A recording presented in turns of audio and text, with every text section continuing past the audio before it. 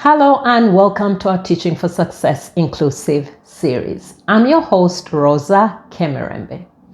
Last week, we talked about belonging and inclusion without labels. Today, we're going to address a very real, sometimes subtle practice, the way we sometimes label children and the profound impact that it has on their learning, their self-confidence, and their self-esteem. The hurtful labels that can define a child's world are sadly a common thread in our society.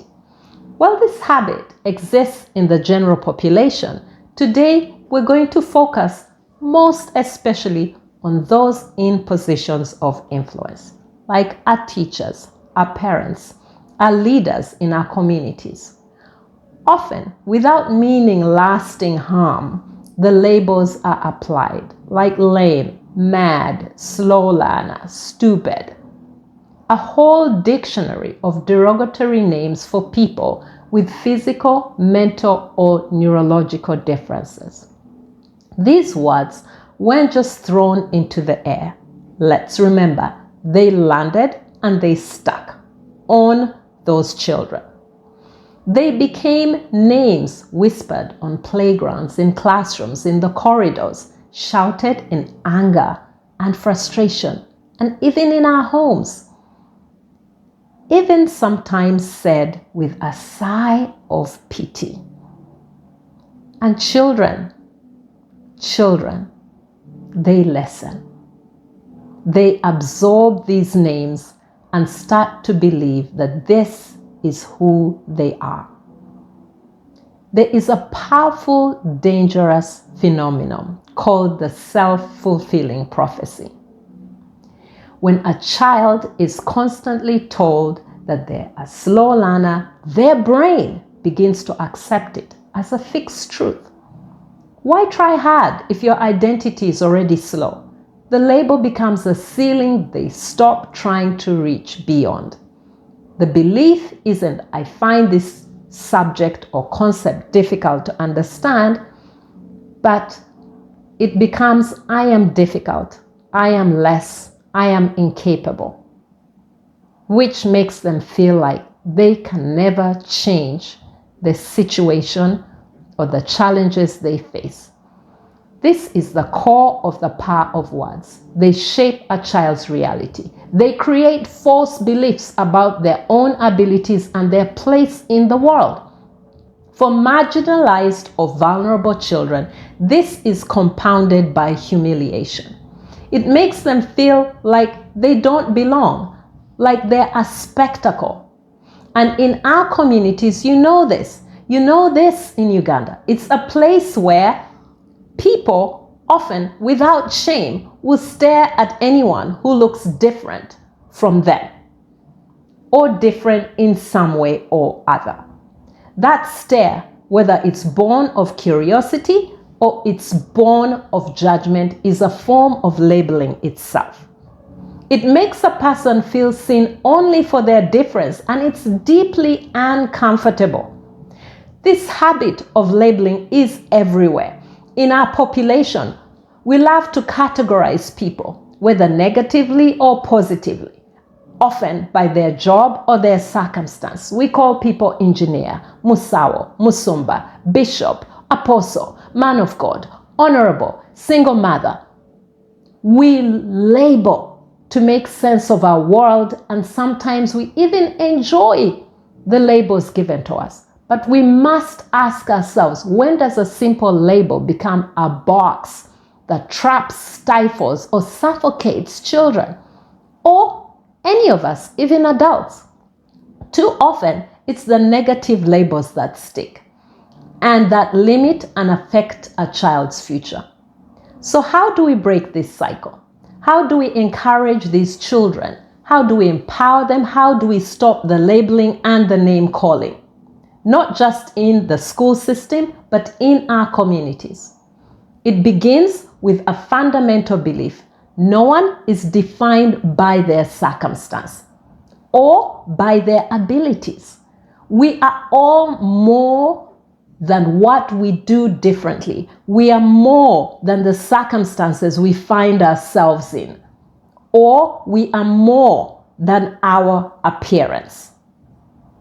Our mission is to change the narrative.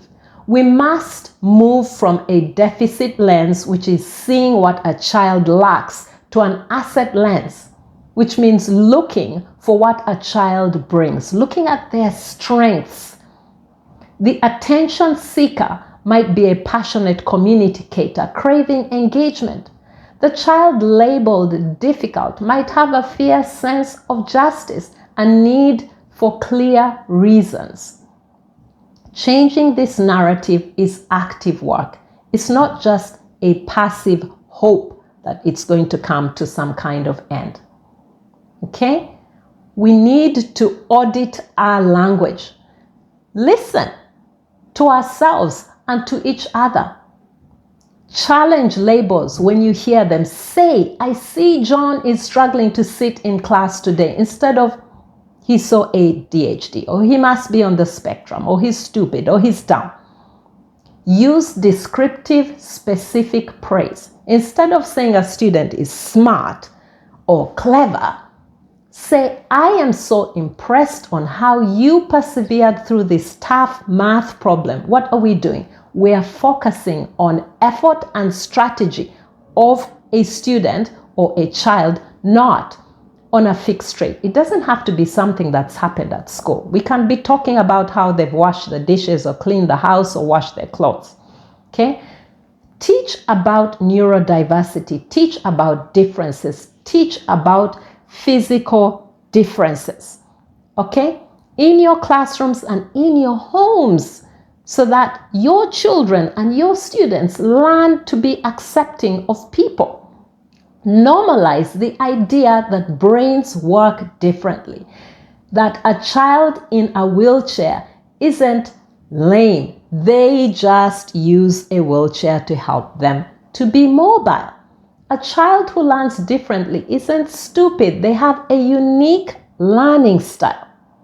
Finally, build community understanding. Have conversations with parents, with educators, with community leaders about the damage that labels and the strength in diversity. We see a lot of name calling and abusing and all kinds of garbage coming out of adults' mouth. What is it teaching our children? We see it on social media, where we see people in positions of influence abusing other people, name calling and labeling people. This must stop. It must, because it's ridiculous. The impact of labeling is a wound to self-esteem that can last a lifetime. But the impact of seeing someone through an asset lens, this is transformative. It tells a child, you have something valuable here. You belong. Let's build on strengths. We must be the generation that stops the casual cruelty of labels. We must be the ones who stare not at differences, but see the person in full for who they are. We must be the ones who speak words that build people up and not tear them down. Remember, words are not just sounds. They are seeds, and they grow into the beliefs of our children, the beliefs that they hold about themselves. Let us plant seeds of strength, seeds of encouragement, seeds of capability, seeds of inherent worth, whether you're a child or whether you're an adult. And so, a final warning: the next time a label is on the tip of your tongue, whether for a child, whether for a neighbor, whether for a stranger, whether for an adult, pause. Choose a different word. Choose to see the asset. Choose to see the human. I'm your host, Rosa Kemirembe. Stay tuned next time for another conversation in our inclusive series.